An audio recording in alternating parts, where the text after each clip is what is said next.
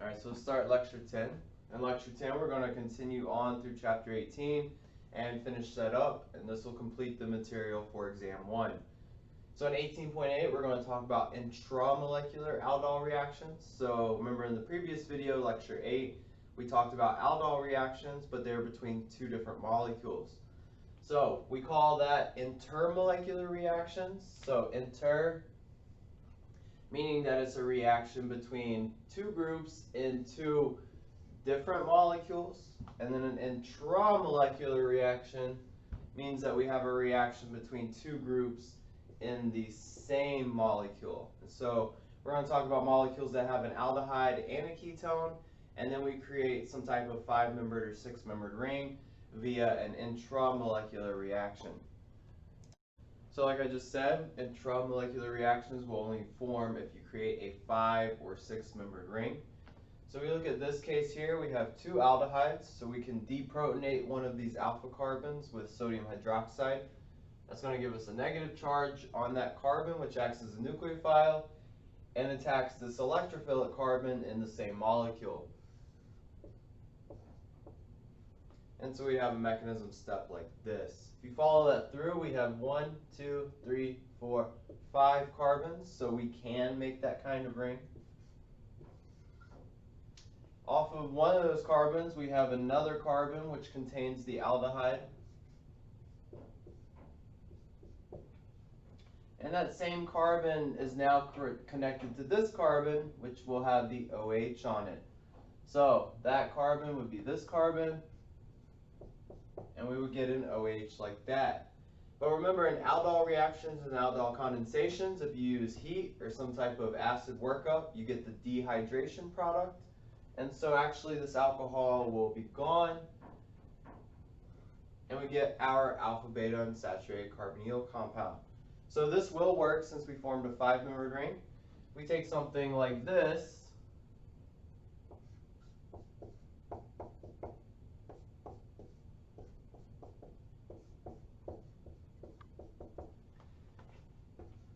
and we try and do the same reaction, nothing is going to occur.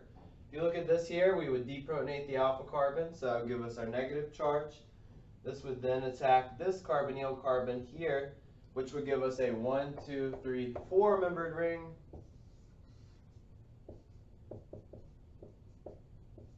So we would end up with a product that looks like this. Remember, 3-membered rings, 4-membered rings, 7-membered rings, 8-membered rings, 9-membered rings do not like to form. And so this reaction is not going to occur. You can only make 5 and 6-membered rings. Alright, so I've showed part of the mechanism. Let's go through the entire thing. Since these are symmetrical, it doesn't matter if we pull a proton off of here or off of here. So let's just start by pulling one of those off. So we take our hydroxide base, we do a proton transfer to grab that hydrogen. That then gives us a negative charge on this carbon right here.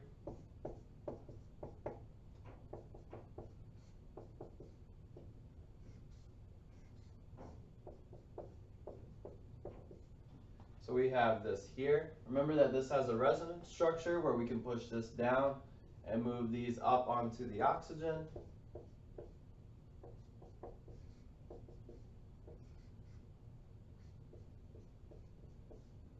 And so we would have this resonance structure. We call this an enolate. And remember, enolates, this is the most stable form, but we attack with the negative charge on the carbon. So from here, this comes in and attacks our carbonyl carbon in the same molecule via a nucleophilic addition, just like we've been seeing. Again, count your carbons. You have 1, 2, 3, 4, 5.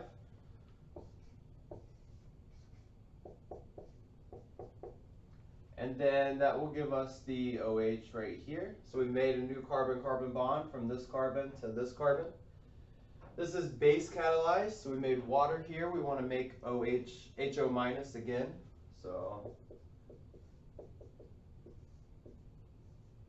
that's where our hydrogen comes from.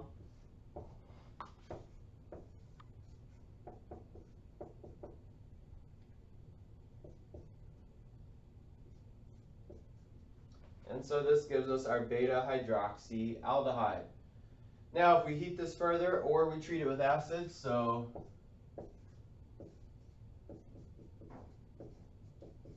you can use heat or acid, it's going to dehydrate this to give us the alpha beta unsaturated carbonyl compound.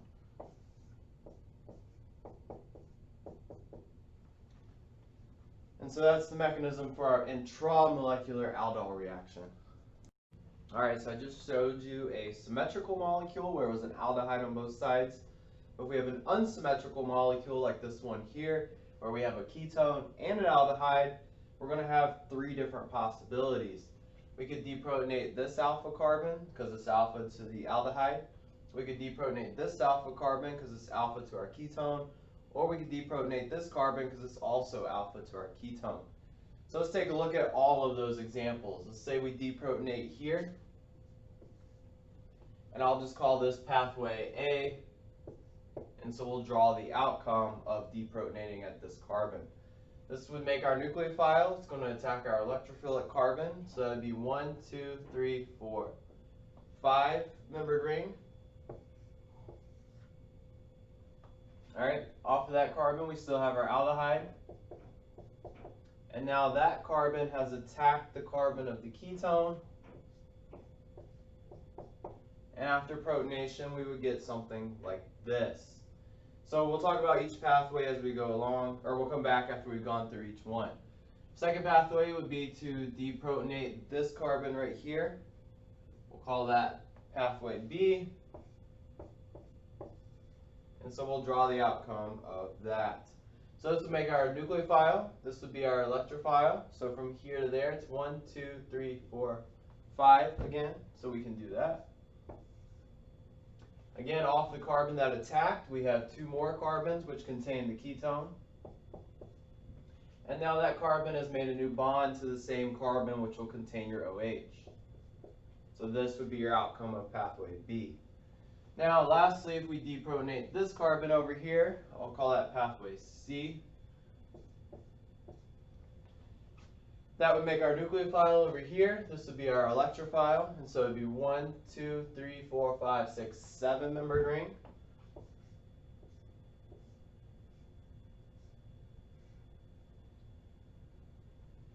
And then this carbon is part of the ring. So our ketone is going to be in the ring. And then it attacked this carbon, which now has the alcohol. So we would end up with something that looks like this. So as I just mentioned, we cannot make anything else besides 5 or 6 membered rings. Since in this case we make a 7 membered ring, pathway C is not going to happen in this type of reaction. Also remember that aldehydes are more reactive than ketones as electrophiles. So this carbonyl carbon is more positive than a ketone and it's more accessible. So we are going to have, our major product is going to be where the aldehyde has been attacked, which is pathway B. So this would be the major product. We might get a little bit of this as a minor product, but probably not much of it. So we'll say that that's not going to work very well either. So in the case of an unsymmetrical intramolecular aldol reaction, you want to make sure you're making a 5 or 6 membered ring, and you're attacking an aldehyde carbon if possible. Alright, we're going to move on to 18.9, talk about aldol additions involving nitriles and nitroalkanes. So this right here is nitrile, we've seen that before. Just like ketones, we have a polar pi bond, so the alpha carbon can be acidic. So this proton right here has a pKa of about 25. So we can deprotonate it with a strong base, and then we can add it into a electrophilic aldehyde or something like that to do an aldol addition. For this nitro compound here, so this is how we draw it out. Sometimes you'll see it written like this, NO2, but NO2 looks like this. Again, this is a polar pi bond. Oxygen's more polar than nitrogen, and so these protons here are acidic as well. The pKa of this proton is about 10. So we just need some type of base with a pKa for the conjugate acid above 10. So this is much more acidic than your nitrile. If we take our nitrile, we can do an aldol condensation or aldol reaction, just like we've done before. Remember, when we do this, we need our aldehyde to not have any alpha carbons, or we're going to get a mixture of products. So in this case, we treat this with sodium hydroxide. We're going to end up deprotonating some of this alpha carbon. And then if we throw some heat in there, we'll also get the dehydration product. So let's redraw out our nitrile. Remember, we deprotonated this carbon, which now made a new carbon-carbon bond to this carbon. And then that carbon is now attached to our OH and to our phenyl group. So this would be our aldol addition product, but since we have heat, we're going to have condensation, and so we're going to get the alpha-beta unsaturated compound. So we're going to get a alkene right here. And this will be our product of the reaction. So nitriles and nitroalkanes can act exactly like ketones and aldehydes. If we go through an example with the nitro compound, we could take the same aldehyde, react it with that nitro compound.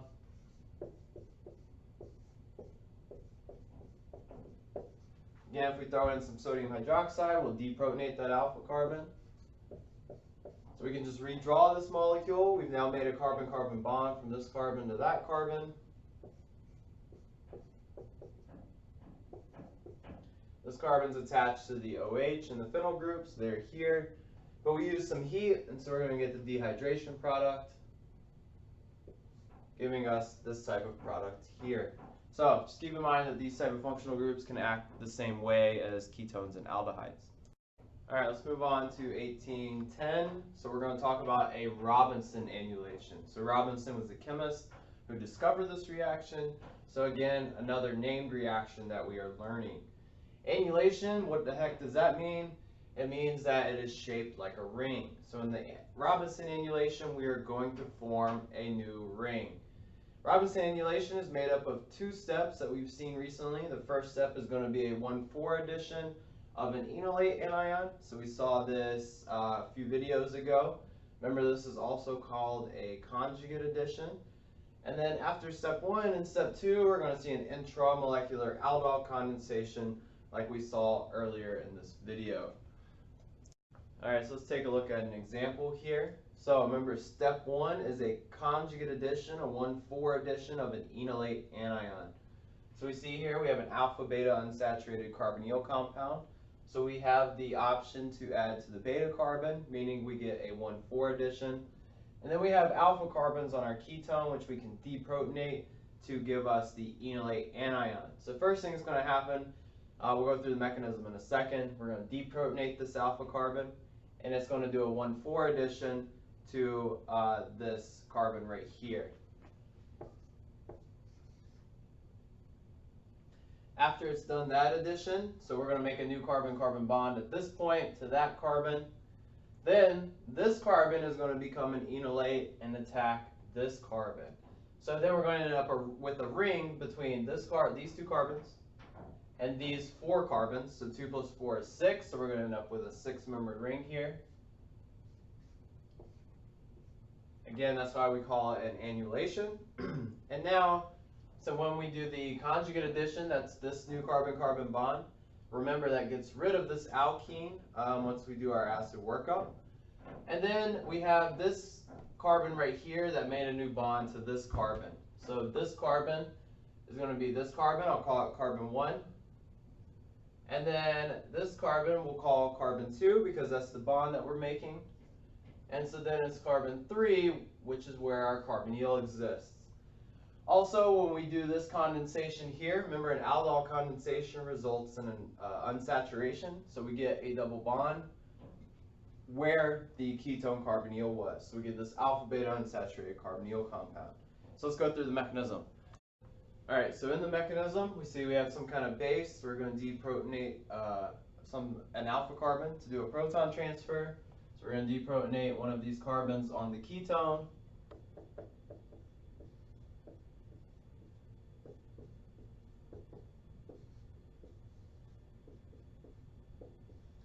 And this proton transfer gives us our enolate anion. Remember, there's a resonance structure here where we push the negative charge into the carbonyl, but we attack with the negative charge on the carbon and our enolate. So I'm going to leave it like that.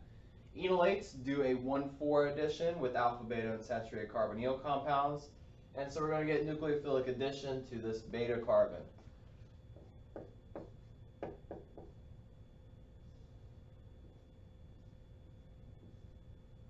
And then when we get 1,4 addition, we push those electrons up onto the carbonyl.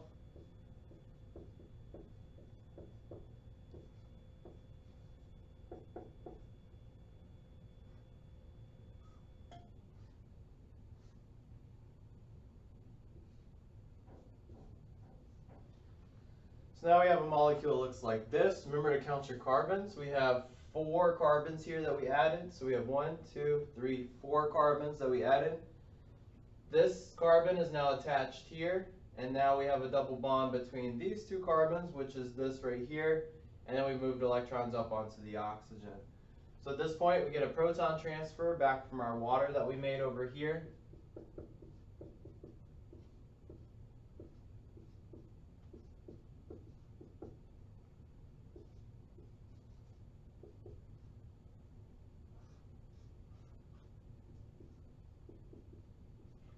So after that proton transfer, we have a molecule that looks like this. We call this an enol. And remember that enols rapidly tautomerize back to the ketone. So it's going to tautomerize.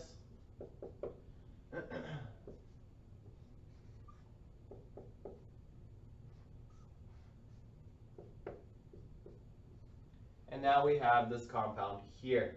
So this would be the result of the 1,4 conjugate addition. So this would be the end of step 1.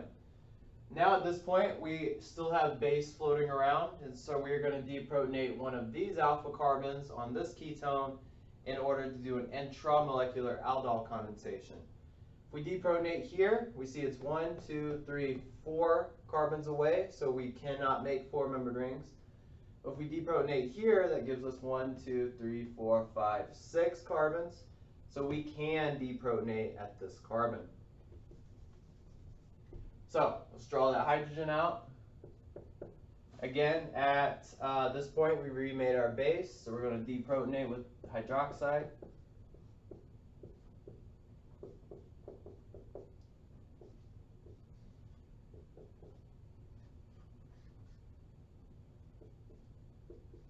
And that gives us this enolate anion.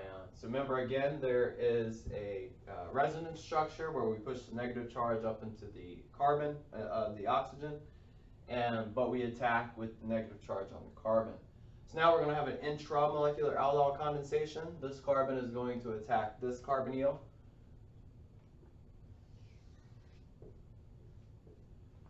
Via a nucleophilic addition step. So I'm going to erase this stuff over here so we can keep going with the mechanism.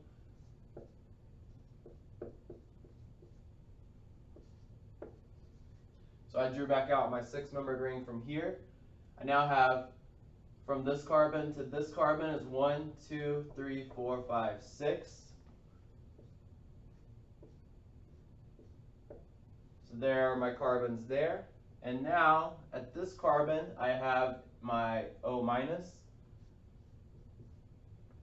This carbon is now attached to this carbon, which is then attached to the carbonyl. So that means we have a molecule that looks like this. Now, just like we've seen before, we'll protonate this O- with the water that we generated at this step.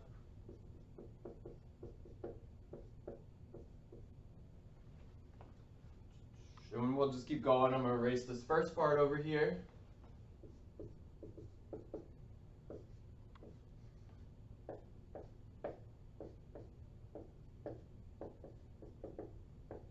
And so that proton transfer ends up giving us our beta hydroxycarbonyl compound.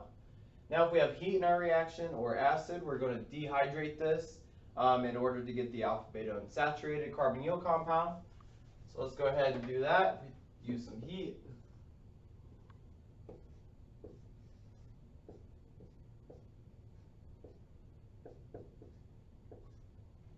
We're going to end up getting this as our product. So you can recognize that this double bond right here used to be part of the carbonyl carbon from the beginning.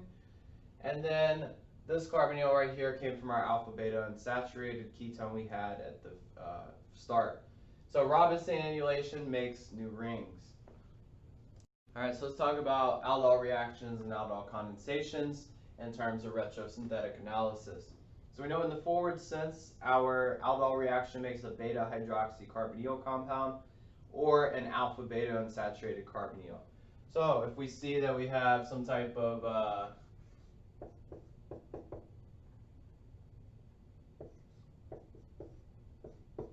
carbonyl compound, we want to look and see what's around it. We see that alpha beta on the beta carbon, we have a hydroxy group. So this could be from a aldol reaction. So we could chop this bond right here, and if we think backwards, we then would get to this ketone shown here, which would just come from this side of it, and then there would be this carbon that attacks our aldehyde carbon.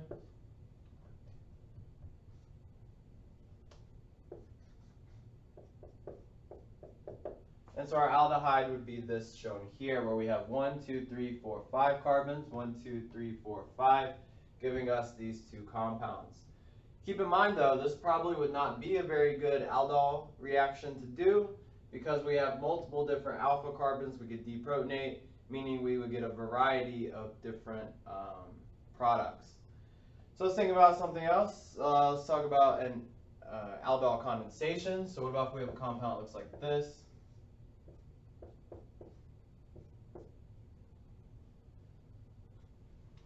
Alright, so we have this compound. We see that we have an alpha beta unsaturated ketone.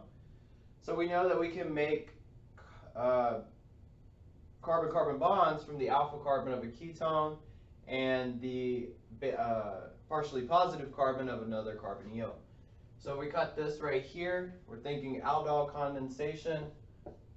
So let's just pull that ring back open. So if we start here, we have 1, 2, 3, 4, 5, 6, 7 carbons in our straight chain.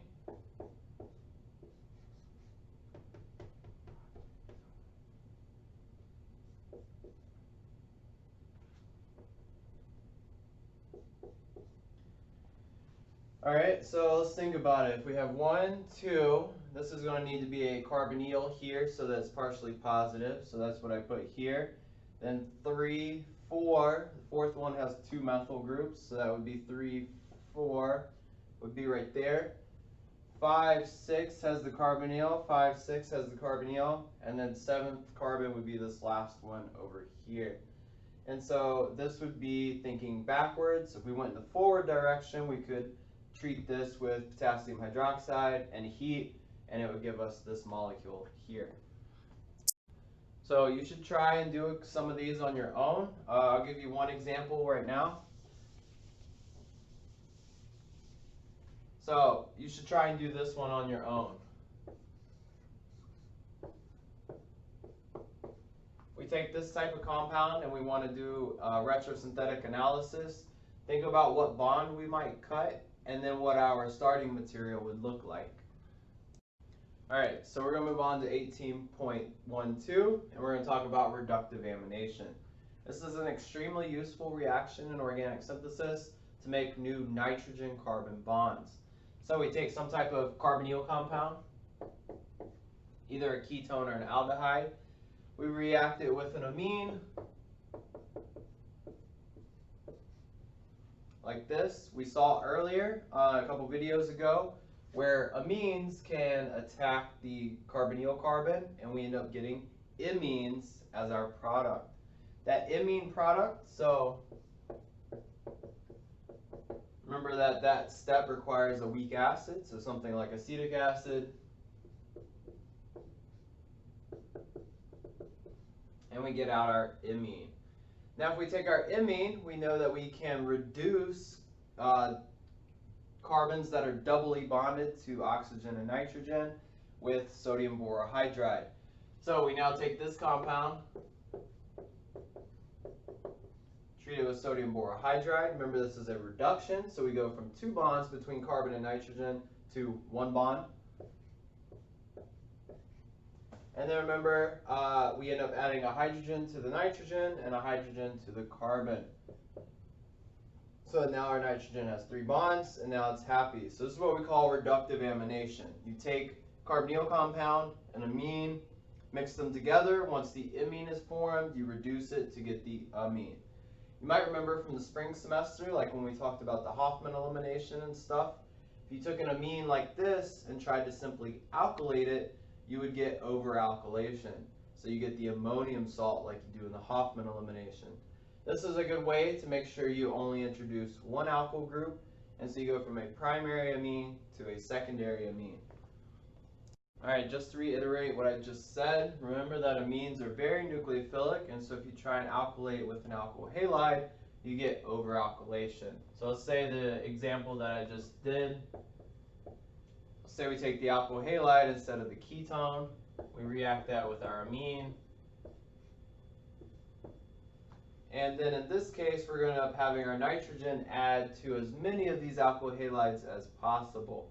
And so we have our nitrogen that would be attached to this ethyl group, and then we can replace both hydrogens and its lone pair with another alkyl group. And so you'd end up getting something like this. So notice this is a different product from what I just drew. So reductive amination is a good way to add a single alkyl group to your nitrogen. Alright, and I just showed you that we can use sodium borohydride to reduce imines. That takes 2 steps. First step, you form the imine. Second step, you do a reduction with sodium borohydride. So we can do it all in one step though if we use a different reducing agent called sodium cyanoborohydride. So NaBH3CN. So one of those hydrogens on your boron has been replaced by a cyanide group, and this allows us to do the reaction all in one pot. We still need a weak acid just like we did before, but we don't need 2 steps. So the outcome of this is a new nitrogen-carbon bond. And we have the amine, not the imine. So this would be the outcome of this reaction. Alright, let's run through the mechanism. So the first half of the mechanism is exactly like imine formation that you saw a couple videos ago. I'll run back through it though just to refresh your memory. So our carbonyl carbon is partially positive. Our nitrogen has a lone pair and acts as our nucleophile. And we always go electron rich to electron poor. And so we have this nucleophilic addition step as our first mechanism step.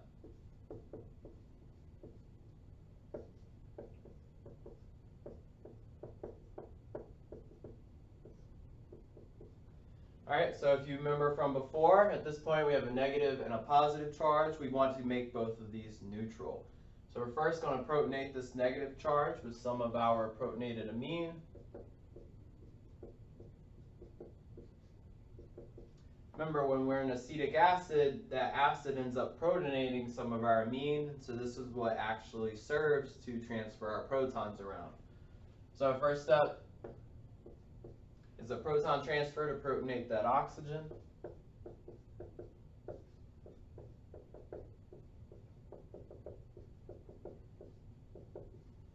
And then that same amine that's produced is going to deprotonate this nitrogen to give us a neutral molecule.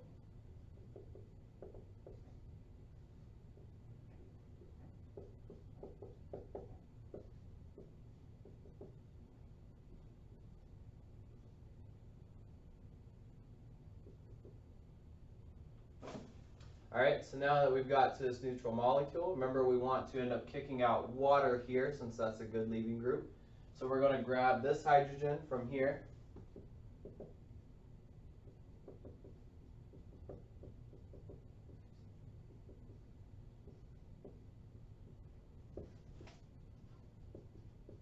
So that's another proton transfer.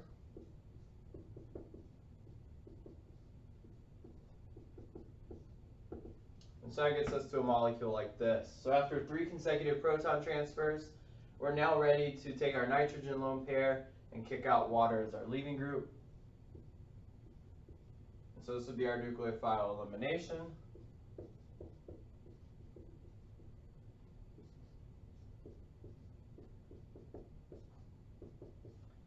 This now gives our nitrogen 4 bonds, and so it's positively charged. So again, we have another proton transfer to give us the neutral imine.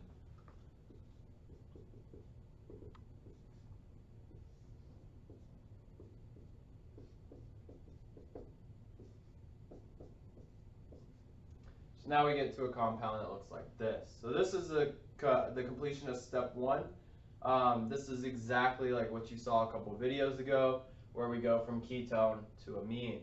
Remember, this is reversible. If we throw a bunch of acid, H3O plus in at this point, we can do the mechanism back the other way. But we're doing a reductive amination, so we're going to take this, we're going to treat it with sodium borohydride or sodium cyanoborohydride, which we can treat both of those as H minuses that equal nucleophiles. So let's draw in our H minus. This is our nucleophile, so it's looking to attack some type of electrophile. This carbon right here is doubly bonded to a nitrogen, so it's electrophilic, so we're going to get our nucleophilic addition mechanism step.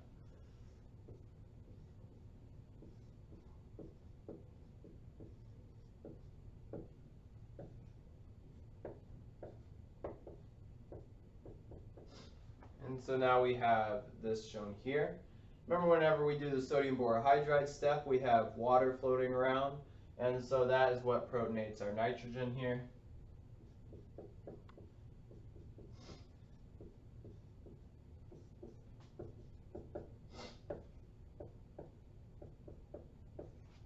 And so that gets us to our final product. All right, let's talk about retrosynthetic analysis. So reductive amination, we make new carbon-nitrogen bonds, and our carbon ends up being sp3 hybridized. So we see this nitrogen is bound to 2 different carbons. This carbon is sp2 hybridized. This carbon is sp3 hybridized. So we can probably make this nitrogen carbon bond via a reductive amination reaction. So let's take a look at it. If we chop that bond off, we're going to pull our amine off this way.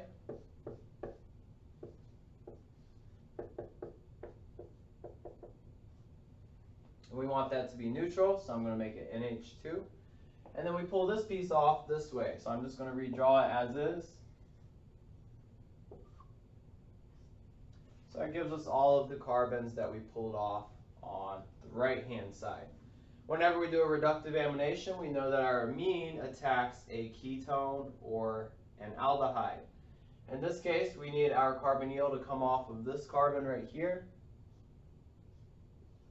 And so that gives us our starting ketone. So these would be the 2 molecules that we would use in the forward sense in our reductive amination.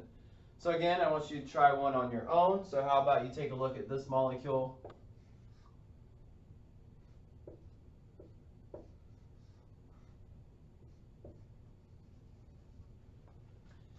And try and do a retrosynthetic analysis in order to get back to a reductive amination type of reaction. This is a little bit different here. So we have a tertiary amine that we have in our product. And so take that into account when you're thinking backwards, because we've typically been looking at these secondary amines. All right, so this is everything for exam 1. So exam 1 will cover chapter 13, chapter 17, and chapter 18. Exam 1 will be on September 11th, and you'll have all day, 24 hours to complete it. It'll be half multiple choice, half short answer, and it will be open any resource that you would like to use.